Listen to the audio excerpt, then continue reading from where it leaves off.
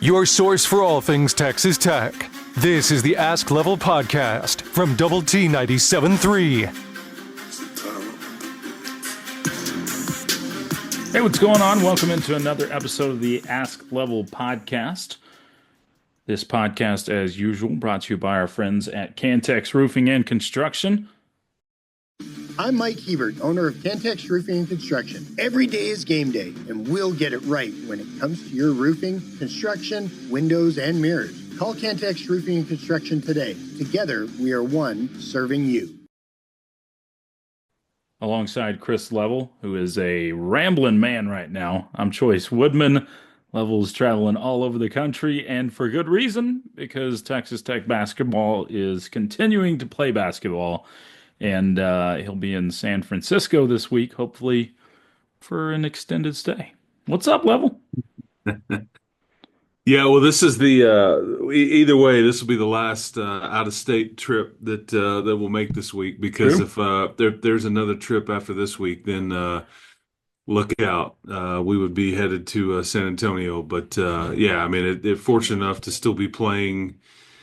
And it's nothing fluky about it. I think you won both games in Wichita. By the way, I feel like I spent a month there last week. Yeah, I've seen about as much of Wichita as I ever need to see. So no need to go back. Did you eat at your Doodah Diner and all that? Twice. Twice, okay. Yes, it was, I mean, 5 blocks from our hotel. It was as advertised. It was legit. Yeah, it was very impressive. And I think most of the Tech faithful partook as well. So, Okay. but yeah, it was a good experience, and it's just a lot of waiting around in between, and that's just those trips can be lengthy. And it's like, when you're in the Big 12 tournament, it's like once you get to when the first game is played, you're like bang bang, but you just keep playing every day. But and you're waiting around, you don't know when the times of these games are. But I thought Texas Tech played really well versus Drake. I didn't think they played just great versus UNC Wilmington, but it's a double-digit win, and it's been well documented. You won these games in completely different ways with the same cast of characters, and that's what's fascinating about your team, is that you decide how you want to defend it, and then they will attack accordingly. And it was opposite ends of the spectrum in Wichita.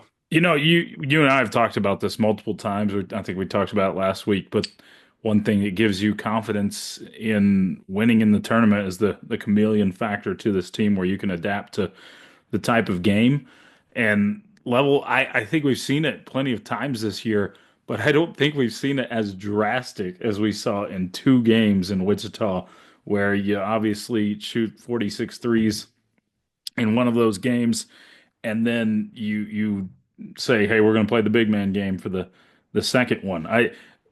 I don't remember many teams ever that have been able to win in such vastly different ways the way Texas Tech did from one game to the next in the tournament. Yeah, I think it's a fair point. There's just not many teams that are built that way to like attempt 46 threes and it be somewhat normal. Yeah. I thought against Wilmington, most of them, not all, and I think that there's some gray area there, but most of them came within the flow, or this is what they were giving you. And I think Grant is more than okay. And in fact, he would get frustrated more often than not with somebody not taking the shot, than forcing it. But there was some on occasion.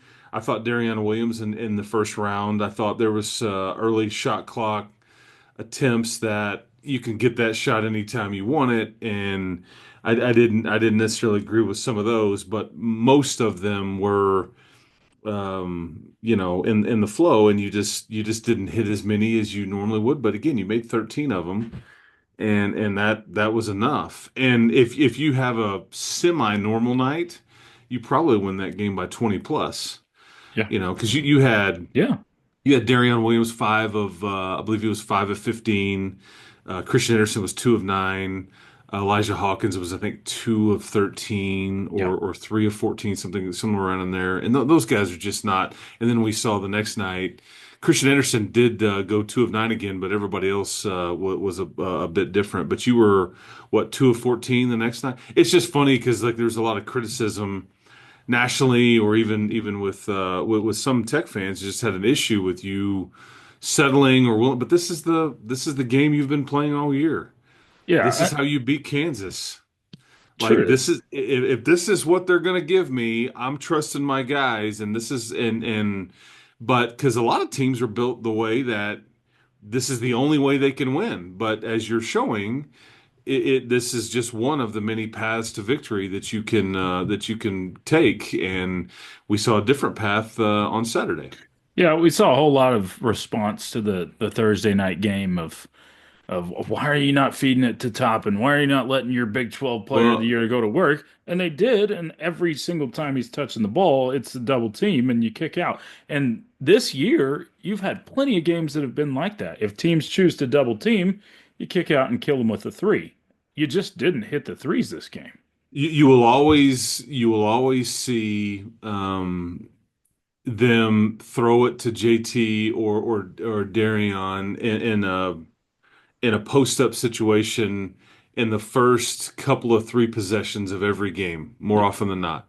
yeah. And part of that is, okay, It's show us your cards. right, right. Show us your hand. Let's see what's up, and then now we can start getting into what we want to do here and how we want to formulate with any adjustments in the game. Yeah. And I think that they felt like on Saturday they just had a major advantage inside, and they did, and those guys were more often than not left to operate in one-on-one situations with some semi help, and it was just a bit of a mismatch. As good as Drake is, as well coached as they are, there were some advantages that you had that you exploited, and it was just because you were plus 30 as far as points in the paint It's goes, crazy. and Yeah. it was Drake that they had you. They were, I guess that would have been a plus 18 in the 3 point scenario, but when you're a plus 30 in the paint, math, Yeah. so Maths. Yeah. yeah. Yeah, So that's right. you get the dubs, obviously, I level. was always bad at I never was really good.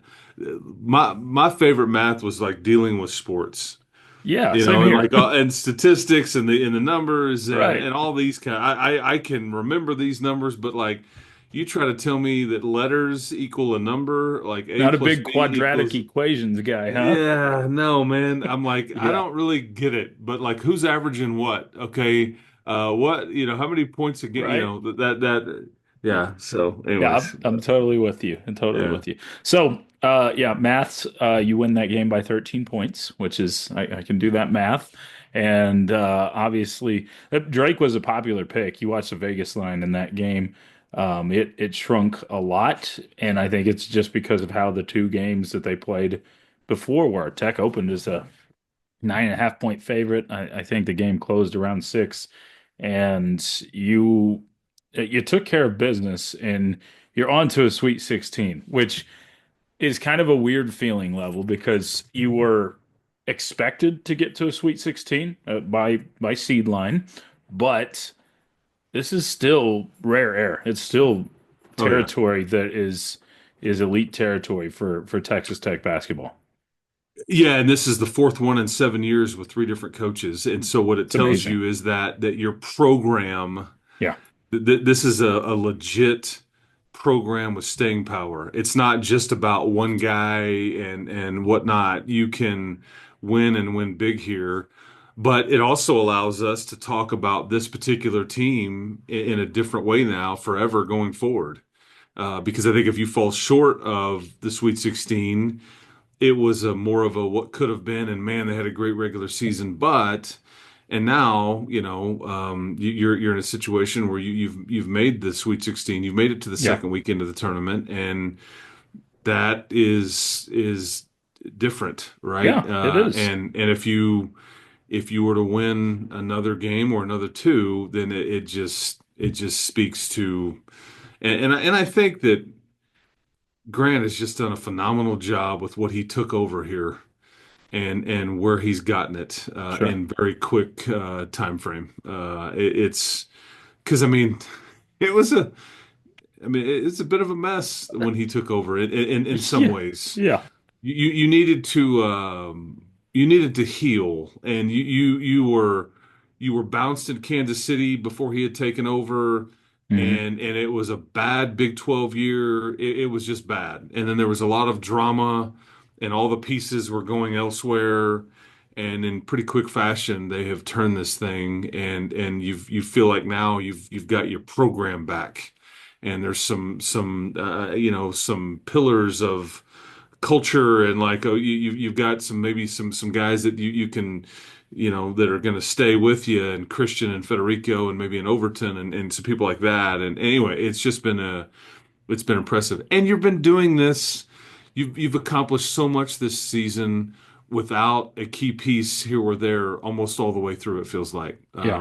and you're continuing to do that now and we'll see what that looks like in San Francisco. Yeah. I mean, you've been through three different coaches and been able to keep that continuity of the program, like you mentioned. The 4 of 7 is something that's definitely should be applauded because I'm looking at the other teams in there. Florida, the 1 seed in your bracket or in your region, they haven't been to a Sweet 16 since 2016. And Maryland, another pretty good basketball school, 2017, last Sweet 16 they've been to. So you've been to four since each of those teams have even been to a Sweet 16. I think it has really solidified where you are in the basketball world, and I think Texas Tech is viewed as such. And there's a question that I think kind of ties into this. This one comes from Mark. It says, Level, how do you feel about this team's chances to get to a Final Four compared to where you were in 2019 at this time? So going into the Sweet 16 weekend, how do your Well, feelings yeah, compare?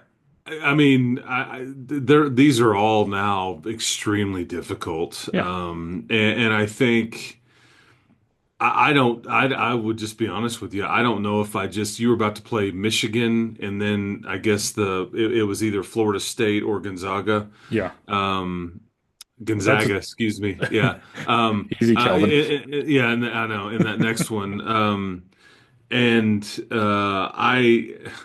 I don't know if I wasn't walking into the pond in Anaheim going, oh man, we got this thing wrapped up. I mean, Yeah. John Beeline was the coach for Michigan at the time. They had been really, really good, and you just worked them, and I didn't see that coming. No And one then did. Yeah. and then you had that Gonzaga team that had all those pros on it, Rui Hachimura, and there was a bunch of pros on Sure that there team that were. are still playing Yep. and they were elite on offense. And so I don't know what my confidence level going into that compared to this one. I mean, do I think? And here's the tricky thing: like on paper, your Sweet 16 game here is manageable. Like I think that like I'm not stressed Yeah. like in a normal like I wasn't stressed about this or not about this one compared to like when you were last in San Francisco when you played Duke and Mike Krzyzewski's last year and all those draft picks Pablo Banchero and or Paolo Banchero excuse me all those guys Yeah. and Arkansas though is funny because they are this is the in a way they're kind of the one underdog left. I Pretty well. mean, Yeah. double digit seed, The only one. Yep. even though they pay their head coach $8 million a year and they've got a high payroll, and an extremely talented team that has been dinged up a lot, that is Yep. now healthy, and that's what changes the dynamics a bit. And I think John Calipari is actually embracing being an underdog for once. It's like they're kind of under the radar, and I think he's kind of enjoying that as opposed to Kentucky when it's like we expect this, and then when you can't deliver, it's like okay, you lose to Oakland and Pittsburgh, Pennsylvania. It's just wild how life works because I sat there and witnessed the final straw in person. John Calipari basically telling Kentucky, "Yeah, Yeah. man, I don't want to do this anymore." I mean, it happened right in front of me. Yeah. And now you see him a year later with a different color sport coat on, with a different emblem and a different roster and a whole thing, and it's just funny how life works because all that happened right Yeah. before you lost to NC State last year in Pittsburgh, and so you had NC State playing Oakland for the right to go to the Sweet 16. It's just funny how life works. But Florida makes me nervous. Yeah. I don't mind telling you that. But That did they they make you are. any more nervous than that Gonzaga team did back then? I mean, it's probably about the same. I Yeah, mean, that's what I would like think. you're like, ooh, They're both like really good. Yeah. in any wins you get now going forward Sure. are to be celebrated like crazy because this Sure. is to me this is the most difficult postseason to maneuver in all of sports. Hmm. Just because, like. Football, you just have to win a few games. Some of them can be at home now, okay? But if you're, Yeah. and then like baseball, you can win 4 games at home and theoretically make it to the World Series. You And can. you've got to maneuver your way through when you get to Omaha. But it's just these are because they're all neutral and it's just different. And it's a different the way it's called is different. I think that is always an interesting Yeah. factor into these games too, and that's just an unknown that you Hmm. kind of have to figure out. So anyway, it's I mean, because like how are you feeling if you're Houston? You're a 1 seed and you're going to go play Purdue Yeah. in the round of 16, and the game is 60 miles away from Purdue's campus. Right. Right. I mean, like, yeah, heck of a reward, Houston, for your 1 seed, but that's just the way it works. And see, like, that's difficult. Yeah. I mean, that is spicy. It is. The irony is that your campus is closest to San Francisco than anybody else's Yeah. by a fairly wide margin. Yeah, Florida Uh, is literally all the way across the country, and yes, they're the 1 seed there. So, and they played. They had to play on a Sunday yep. and had so it was a day shorter. So you just start looking at all these things, and we'll see what we get. But confidence level, I'd probably answer that differently if I knew Chance McMillan was good to go, and you had your 8 men Yeah. rotation and all that. But I just because I think when he comes back, if he does, your upside is tremendous. I Sure. mean, but it's right now there's a bit of an unknown there. Yep. Let's start there or go back to the questions there level. Kelly asks, is Chance able to play on Sunday? If he's able to play on Sunday, on Thursday, does he start? And there's several other questions about McMillan and his health. What are the chances we see him on Thursday or at all this week? Yeah, and depending on when you're consuming this content, whether True. you're watching True. or listening, those are probably playing out, uh, in the days leading up to Thursday Hmm. on what you're like. How, is he able to practice at what level can he practice at? I think that I guess part of me I feel like I mostly expect to see him Thursday.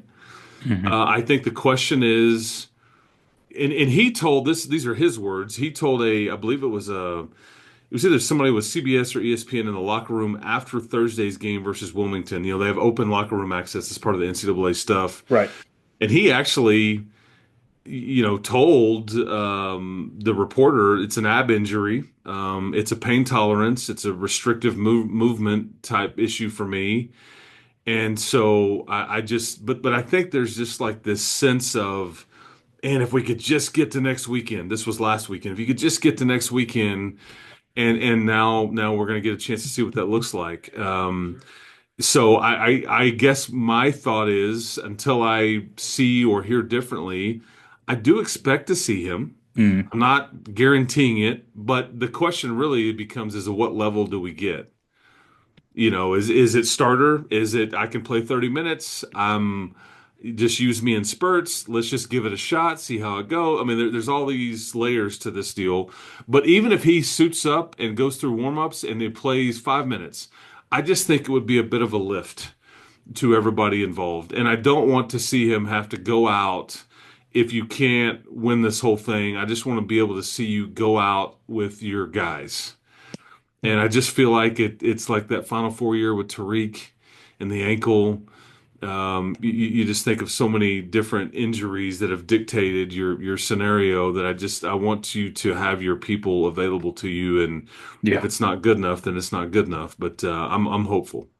Yeah. Yeah. I am too. And hopefully we do get to see him back there as close to 100% as possible. All right, Level, next question. Another personnel one. This one says, Level, how worried are you about Christian Anderson and his cold start to the NCAA tournament? Do you think that continues? Grant McCaslin indicated to us on our pregame broadcast on Saturday that he had been under the weather. I think, and that you could, and I think that combined with his first NCAA tournament experience, Hmm. I think because he was a combined 4 of 18 from the field. But here's the thing: he still plays 35 plus minutes in both of those games. His body language never changes. Yeah. He's not feeling sorry for himself. He just keeps playing. And he hit a three late in that game, Yeah, he did. and he's still making a few plays, and he's still being really good on defense.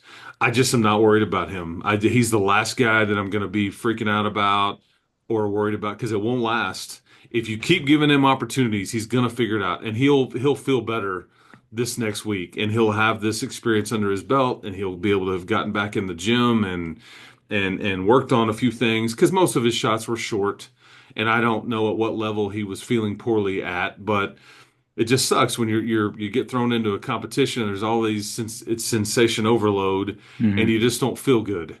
That's not fun to have to go through. But not concerned even in the slightest because his body language remains the same. His emotional it stays the same. He's just very mature and yeah, not worried a bit.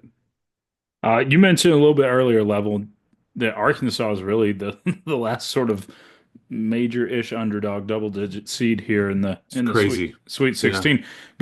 And it is crazy because you look back to the last three or four tournaments, it's been just buck wild, crazy I mean, results everywhere. This has been one of the more chalkish tournaments we've had in the last few years, right? Yeah, and I think people are trying to draw some conclusions on maybe like the NIL aspect, um, like uh, like pointing that direction Okay. as far as why it's a bit more. I don't. I think you need to see more of it play out for you to like totally Yeah, I paint that agree. with a broad brush and say that. I can certainly see why some would suggest that, Yeah, but it's. Hey man, it's a loaded field. it is. There's just not anybody left that's going to get any gimmies. Chris Beard and Ole Miss are doing their thing. You've got Izzo still in this deal. You've got the number one player in the draft still in this thing. I mean, it's just on and on it goes. I mean, there's just so much to look at and go, whew. So that's why I say. I mean, you're about to play a dude in John Calipari that I think this is his 16th Sweet 16. Crazy. Crazy. 16 of them. And he's done it with four different schools. And I think he has said this is his most rewarding because it was the least expected. Yeah. Um, they were 8-10 in their league and whatnot. So anyway, I just I yeah, mean, you there's look a back lot to of meat, the SEC. I mean, they had to win several games down the stretch just to find their way into the tournament. and they did. Yeah. They have won 5 of their last 6. I think they've won 6 of their last 8 games, or Yeah. 6 of their last, something like that. I mean, they got kind of hot down the stretch. You're right, and then they beat a really good St. John's team, and they kind of worked them. As I'm watching that, I was kind of Hmm. rooting for Arkansas, but you could just like here's the stat that I would tell you that I will really point to that you feel like if you can take advantage of this, you won't be St. John's-esque. Because Okay. I've never heard of this before. Arkansas, first of all, they only made two threes and beat St. John's. Okay. But here's the other thing. This just tells you how bad St. John's is on offense because they are one of the best defensive teams in the country, Yeah. statistically and otherwise. They just can't shoot, they can't score. But St. John's corralled 28 offensive rebounds That's crazy. against Arkansas. And And if lost. you come anywhere near close to that, you will make Arkansas pay and pay dearly. Hmm. I mean, if you get 14 offensive rebounds, I would say, "Ooh, that's good news for you." And Hmm. that's probably going to be, and that's half of what Yeah. St. John's pulled down. They just can't shoot, and Yeah. they couldn't do anything with it. So that's because you're dealing with a pretty young overall, a pretty young Arkansas roster. And so that leads to some inconsistencies. I think the upside is there, but the inconsistency and all that. So it just depends on kind of what Arkansas team, because you're operating on a scale that's you kind of know what you're going to get. I mean, there's a pretty high ceiling, but the floor is higher. With Arkansas, it's a pretty high ceiling, but there's a floor is pretty low, Yeah. in that they can just kind of be all over the map a bit when you're dealing with young players. And is this too big for them, or are they gonna all put it together and like you see all this talent? Because Boogie Fland, who's a guy that's been missing a bunch, he's a potential lottery pick. You Yeah. don't really have one of those, I say, but maybe JT Toppin playing his way into that. I don't know. Might be. Might be. This one ties in with that. This one comes from Matt. Says, Level, what is your biggest concern about the matchup with Arkansas? Well, their length and athleticism. I think that they've got some depth.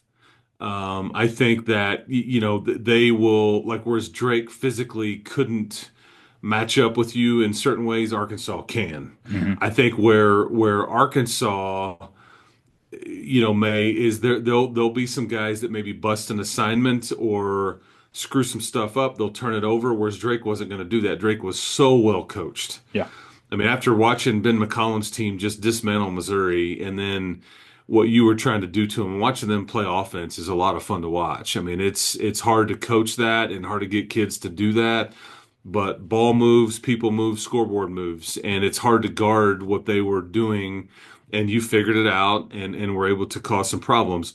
Arkansas will have some lapses, but their athleticism and size will make up for it in some cases because they've got four guys could screw it up, but then they've got enough athleticism and rim protection where somebody just cleans up the mess going to the rim if you screw up and don't play off of 2 feet. So that's what worries you is their length and athleticism.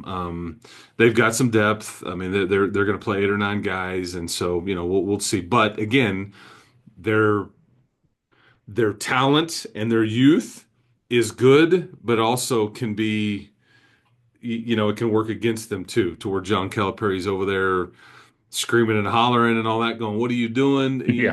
But I mean, so again, you're just not sure what you're going to get, and you'll probably get a microcosm of both of that within the game. You just hope that it's more of one and not the other if you're Texas Tech. Sure. But that's what makes me nervous. Here's another question. This one comes from Jacob. Says, Level, which one seed do you think is the most likely to lose in the Sweet 16 round? Because it's okay. So let's see. It would be Auburn and Michigan. I don't see Hmm. Auburn losing that one. Florida and Maryland. I mean, Maryland could get them. They could. I Yep. mean, UConn almost got Florida. Duke's not losing and Houston's not losing. I guess I maybe would say Florida. I think I'd agree with you. I think Yeah, Maryland's a dangerous team. I mean, yeah. they have, and they're another one of those. You were talking about how a game is called. They're another one of those teams. If a game is a looser whistle because they don't have a lot of depth beyond that starting five, then that probably benefits Maryland. And there's some youth there. Yeah. And so it's like Arkansas. Yeah. If all put together, whoo, look out. But if they kind of have a oh no, like this is a really big stage and we're going to screw some stuff up. Florida's good enough to make you pounce or to pounce on you, and start because I mean Florida's really good now. I mean they are they are Sure. a salty bunch because Bruce Pearl spent the better part of early March telling everybody that would talk to him when they were the number one ranked team and they were just murdering everybody and then they lost three or four or whatever. He was telling everybody that would listen to him, Florida's the best team in our league. It ain't us. Yeah. And I think a lot of people are like, Bruce, you're right. There's just some, and there's some controversy surrounding the Florida program too. You can hit the old Google machine, and you can see some of what has been brought back up, and some of the things surrounding their head coach. And is that a potential distraction? Yeah. Does that controversy grow? Is there anything else out there that's yet to be reported? I don't know, but I think there's some people that keep thinking like, "Ooh, we'll see if it's a distraction at all." But so far, I guess not. So no, so you're not giving much chance for Arizona to beat Duke? I Be a don't tough think one. so. I think they I are the don't. largest underdog when it comes to Yeah, the I matchups think against the I ones. think Arizona is good. I think they can hang for a bit, but I just think Duke has just got too much. Yeah, Because what Arizona needs to do is they need to be able to bully you a little bit and be physical and Duke's got all the size. I mean that you're not doing that with that Duke team. yeah. Hard So to yeah, argue there. technically on paper, Duke is the favorite to win the whole thing. The Yes, odds makers have Duke as the prohibitive favorite to now that there's 16 left to continue, yeah, to win the whole thing. So, and I don't necessarily disagree, but I'm still not gonna sleep on this Houston team, man. Not that I would be sleeping on them, but I'm telling you, sure. Houston's gonna be a tough out, man. I They mean, will. they are good. Very good. Very good. Okay, Level.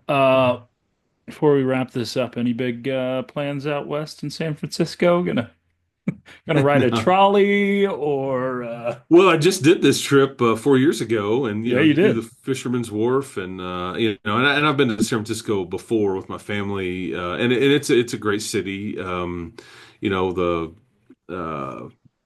what's Alcatraz? There's that whole Yeah, deal. There's Alcatraz. the Golden Gate Bridge. There's like I said, Fisherman's Wharf is great.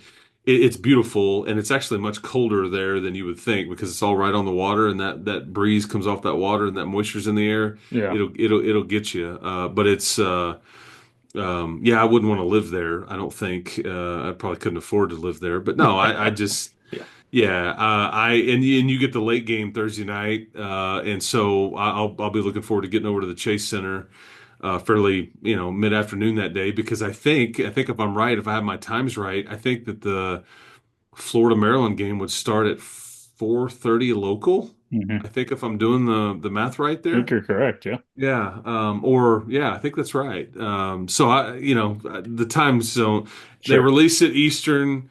I'm worried about Central, but now in this case, I'm worried about West Coast. It gets Yeah. very confusing. Again, remember that math thing I told you about? Maths. All these numbers? Yeah, Time that's right. zone maths. So, Yeah. but it'll be a good time, and I hope that man, I would just love to see what the Alamo Dome would look like if the Red Raiders were a Gosh. participant. I mean, can you just Let's imagine? dream, man. I Dream. know. I mean Sounds that's awesome. about as that or Houston or like AT&T and Arlington. I mean those would be that's the and I've been to a Final Four. I watched Tubby Smith win a national championship in the Alamo Dome back in the late 90s. 98. Yeah, they beat Utah, Rick Majerus's team, and Ashley Judd was about 20 rows in front of me.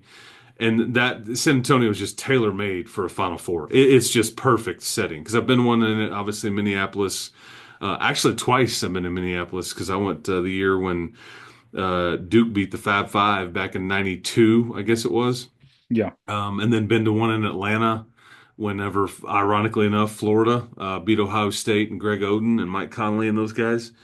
But San Antonio is just it's a perfect setting for the Final Four with the way it's laid out and everything in close proximity. So I just would love an opportunity to get there. Would be amazing, man. But gonna be difficult. Gonna It's be going to be really difficult. tough. But Yes. you know what? What, 7 years ago or 6 years ago, we knew it would be a difficult task then too, and you found a way. So definitely I mean, you're one of 16 left. It's I on the know. table. It's on the Yep. table for And sure. and So if and you've got a shot, man. I mean, sure. you've got real coaches, you've got real dudes. And I just and I feel like I don't want to leave this podcast without complimenting or talking about how good I think your point guard play has been. Absolutely. Yeah. The, Elijah the, Hawkins. this kid has been you speaking of legacy and the way you'll remember this team. Yeah. This kid is been extremely impressive to watch. It's just, I mean, he's an Energizer bunny. He controls the pace. He's got that ball on the string. Then to play 35, 36 minutes in an NCAA tournament game and drop 7 assists with 0 turnovers is just elite. That's what it is. It is.